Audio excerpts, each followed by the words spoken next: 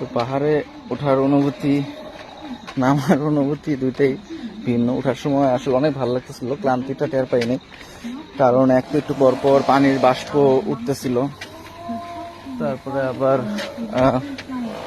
বিভিন্ন ধরনের জিনিস, সাপ থেকে নিয়ে শুরু করে আর বিভিন্ন কিছু, যে কারণে আসলে ক্লান্তিই লাগে না, সেগুলি দেখার মধ্যেই পরিশ্রমটা মিলিয়ে গেছে।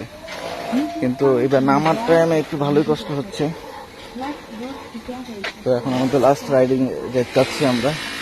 এটা হলো ছোট ছোট গাড়ি চালাবো পাহাড়ি রাস্তায়, এই আর কি বিষয়। এই যে উপরে কিন্তু একটা রাইড চলতেছে, দেখেন ওই যে উপরে, এই যে এটা আমরা নেইনি কারণ এটা একটা রাস্তা আর গাড়ি যেহেতু রাইড করা যায়, এই আর কি বিষয়। চায়না মুসলিমদের যদি এরিয়াতে আপনি থাকতে পারেন তাহলে ঠিক আছে, কিন্তু মুসলিমদের এরিয়া ছাড়া আপনি মসজিদ পাবেন না, আজান পাবেন না, তারপরে খাবারের মধ্যে প্রতিবন্ধকতা। একটা মানুষ মানে বাঁচে কি দিয়ে? আল্লাহ তাআলা তাদেরকে একটা উসিলা করে দিয়েছেন, খেতে হয়। এখন এই খাওয়াটাই যদি আপনার বাধা হয়ে দাঁড়ায়, বা এই খাবারের জন্য যদি আপনার ইসলাম বা আপনার ধর্মকে বিসর্জন দিতে হয়, তাহলে তো আসলে কোনো লাভ নেই বা এটা সম্ভব না। অর্থাৎ সবকিছুর উদ্দেশ্য আছে। তো এই দুনিয়াতে আসার উদ্দেশ্য আছে।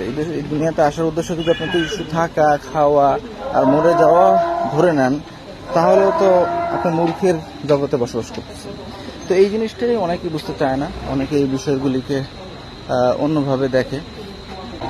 তো এই হলো মূল বিষয়। অর্থাৎ এই কয়টা বিষয় বিবেচনা করলে চায়না আসলে মুসলিমদের জন্য থাকার উপযুক্ত না। থাকতে হলে তার ওই সমস্ত জায়গায় যেতে হবে যে সমস্ত জায়গায় মুসলিমদের জন্য হালাল খাবার, তারপর নামাজের ব্যবস্থা আছে, এরকম আছে জায়গা আছে, ওই সমস্ত জায়গায় এসে আপনার থাকতে হবে। এই আর কি কষ্ট, যে কোনো জায়গায় থাকা যাবে না।